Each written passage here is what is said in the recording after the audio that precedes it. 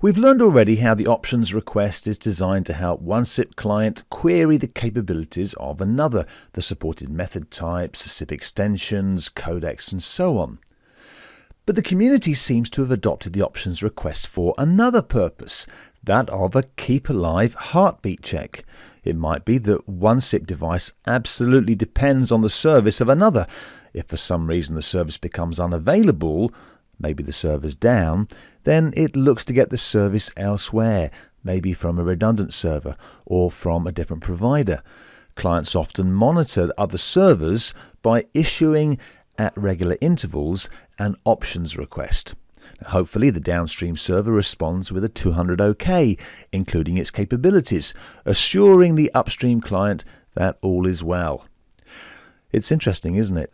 Although the options is to query another's capabilities, used as a health check, the allow, accept, and supported headers are irrelevant to the upstream client. All it wants to know is that the downstream device is alive. Perhaps 10 minutes later, the cycle repeats, once more assuring the client that the downstream server is still available.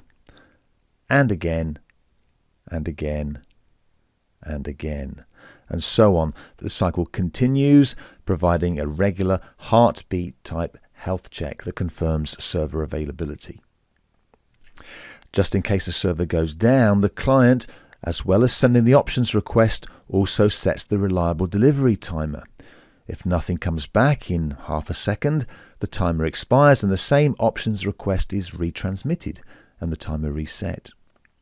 This time, if after a second nothing comes back, the options is again retransmitted.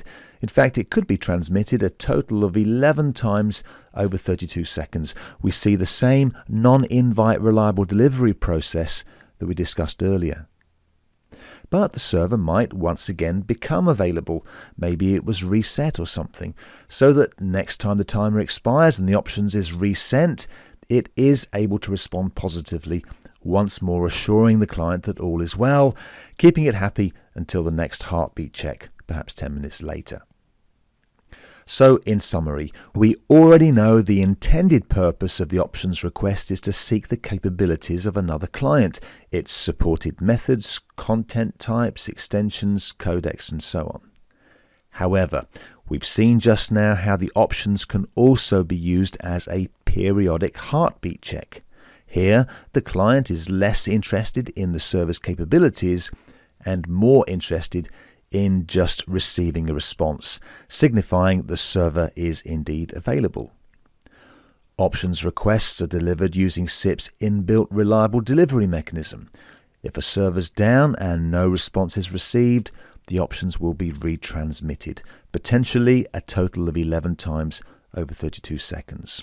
Clients will then, if not before, give up and try a different server.